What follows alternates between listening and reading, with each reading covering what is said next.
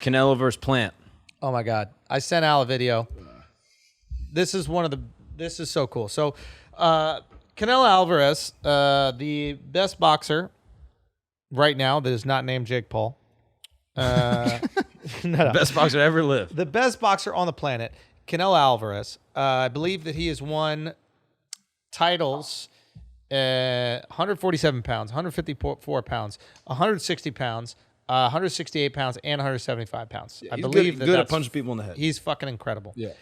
And he's going up against an undefeated fighter named Caleb Plant, I believe. Caleb is his first name, but Plant, what? No, I was just saying that's how Mark's ass looks. Not, Mark, you got him. Not even close. I got him. So they're going and they're having their face off, right? The fight's not until November. Yeah. Or October, I think. November 6th. Oh, it's November? Yeah. And then, so the fight is happening for the super middleweight championship. That is 168 pounds. Or maybe he hasn't won 175, but 168, he's won. So they're having this face-off. They're jawing at each other. Canelo pushes Caleb Plant. Caleb Plant comes back and tries to slap Canelo. I just want you guys to watch this video, and I want you to pay attention to Canelo's right hand right before he swings back at Caleb Plant. Just watch his right hand.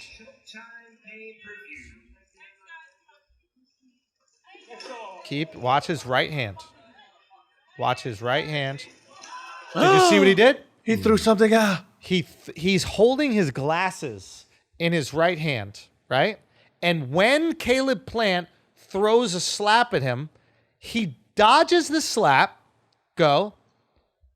at the same time throws away his fucking glasses, and then catches Plant with a left uppercut and then right hand over the top. Oh, that's fire. Hold on, play that back full speed. It is unbelievable. Watch this. Watch this. He comes back. Watch this. Boom, boom, boom.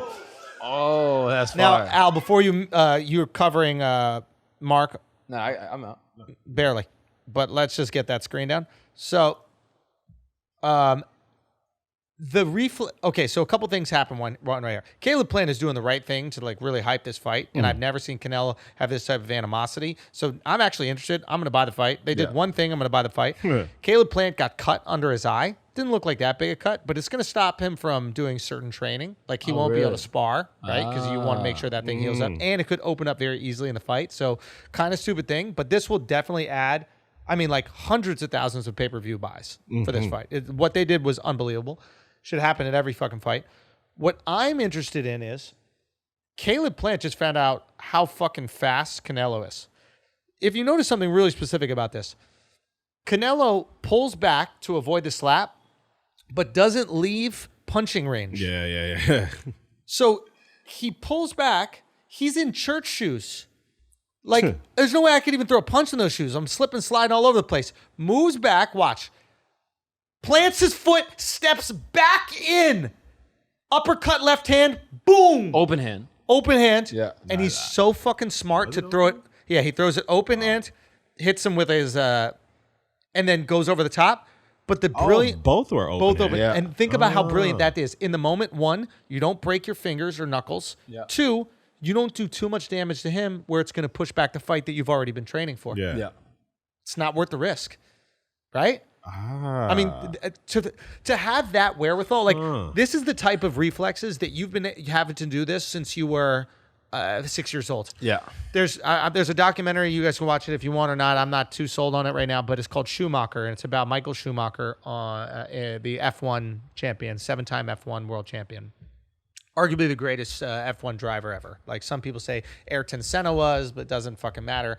But it's a really interesting story about this guy, Schumacher. Schumacher was driving these go-karts, which is usually how people get started driving, since he was a kid, because his dad owned a karting place, right, in Germany. And they would work on the carts and try the carts. And they were basically getting scrap material to put these things together. He always had the worst tires, the worst things. And he said he loved beating the competition with worse shit because it means he had to outdrive them. And and what happened is he learned how to have such a connection with a car, right, from a super young age, that he was able to excel in his own ability, right? He had less, so he had to do more. He had to so he could achieve more. This right here, what you're watching, those type of knee-jerk reflexes, like unbelievable timing. Like he doesn't know he's going to swing on him. He doesn't know if he's going to push him. When you're in a fight, you know that you're going to get hit with one or two hands. This he doesn't know. He's actually welcoming into punching range. He's also thinking there's no way this guy's going to punch me because he's not going to risk the biggest payday he's ever had in his life. Yeah. And then in a split second to pull back, slap. Counter so well. Yeah. Unbelievable. Chance that was staged. God I'm saying damn, that there has to You be. just volleyed me right now. Sorry about I was just about to say that. No, I know. Some people are saying this. Some people are saying this, that it's potentially staged. If it is, absolutely brilliant. I'm Yeah. glad that it's staged. This is staged. It's It's staged. The push was so hard, and the fact that both men struck with open hands, like he did a 1-2 open hand. yeah, Who does a 1-2 open hand? Wrestling. yeah, wrestling. Which Nah, they go like no. they do the stomp with the yeah, punch. yeah. Yeah, I like, think what this is just me. I thought about it potentially being staged. I don't think it is because I think these guys know what's on the line, and I think there's animosity, but at the same time, there's millions of dollars at stake, and it is not worth millions of dollars to keep your hands closed when you're gonna be able to punch the shit out of that person in a second. I think Caleb was just trying to land a clean slap on Canelo. Like, because he gets his fingers touch him. And I think if he lands a clean slap, he's like, oh, that's going to make waves. Everybody's going to talk about this. And I think he had no clue that Canelo was going to come back because he cut him. So it's like, he tried to slap him. And I think what he basically learned in this fight is, I'm not as quick as this motherfucker. Do you think you can actually learn something from this? Like, Yeah, he learns he's fucked. you really think so? 100%. I think he learned, I'm going to have to bully this guy. I'm going to have to lean on him. There's no way I'm going to be able to outpoint him because if we're just going punch for punch, he's going to be able to slip my shit and counter, and there's nothing I can do. So in a way, is this a benefit for him that he's like got this little trial under his belt? He's like, oh, he's got hands. I got to box him in. He must know this already, but I think it hurts him because his confidence, it helps him in that his confidence has dipped now, but now he can find a different way to beat him. Yeah. Because he could go into camp going, well, I'll just, punch with him and I'll try to counter him. And now he's like, no, I'm going to have to find a different way to hurt him yeah. because I'm not going to be able to just exchange. So it probably helps him. At the end of the day, it probably helps him most because now he can have a strategy. That is different than what he thought he might be able to do. Yeah. Because remember, every fight that he's gone into before this, he's won. He's never experienced somebody who could beat him. And I don't think he's ever even had an exchange like that in the ring where he's like, oh, fuck. I just tried to slap someone when they were standing right in front of me. And then he got 2 slaps on me in a second. He's not even standing there with his hands up. Yeah. His hands are at his hips. Yeah. Imagine in the ring, knees bent, boxing shoes, hands up. You don't have a chance, kiddo. Yeah. So, yes, confidence is going to dip, but maybe builds that confidence back up in camp by doing a different type of technique. That's what I'm saying. If the guaranteed outcome was that he was going to lose and just get absolutely pieced up, at least now he has some preparation. And then when it happens in the ring, he's not surprised. Yeah, he's like, okay, I expected this. I remember getting slapped 2 months ago. Yep, 100%. So I'm almost like, for Kind him, of good. I mean, if you're gonna get a trial, this is the best time to do it. Kind of good. Yeah. But yeah, I think it's staged because don't they have usually there's some law or rule like, oh, if you put your hands on this person, it's like a crime or some shit like that. Like boxers, their actual hands, Their hands are weapons. and shit like that. Yeah, but So I think it that like must have had to been agreed on. but I think that's one of those things where it's like that you have to charge that person with the assault, and he's not going to press charges because he wants to fight the guy, and the other guy's not going to press charges against himself or you know what I mean. Yeah. But I also think that you can say like he can say I was pushed, I was worried for my safety. Yeah. You know, but were we able to hear what was said to make Alvarez push allegedly him? some mom shit. But I think it could be lost in translation. He's like, listen here, motherfucker. And then he just hears mother and fucker. So he's like, you saying that my mother is a fucker?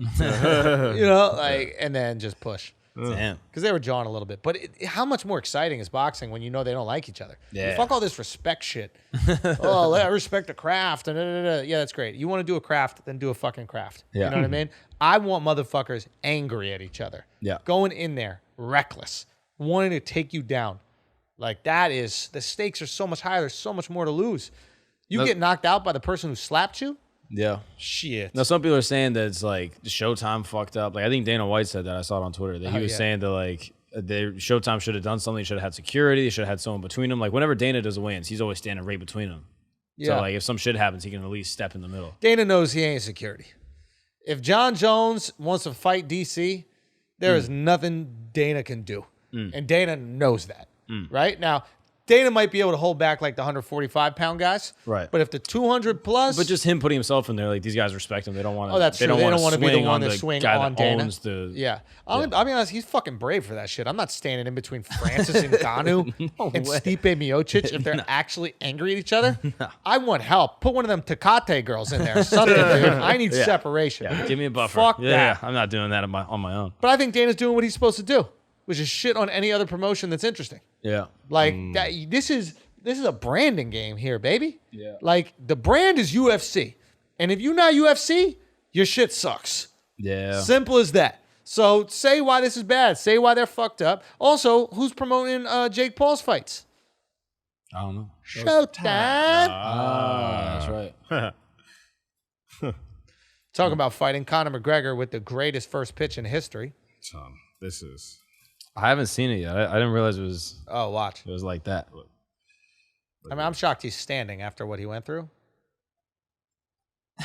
Hold on. Son, that shit. I mean, come on, dude. Yeah, Which, first off, if you're gonna throw a first pitch, practice.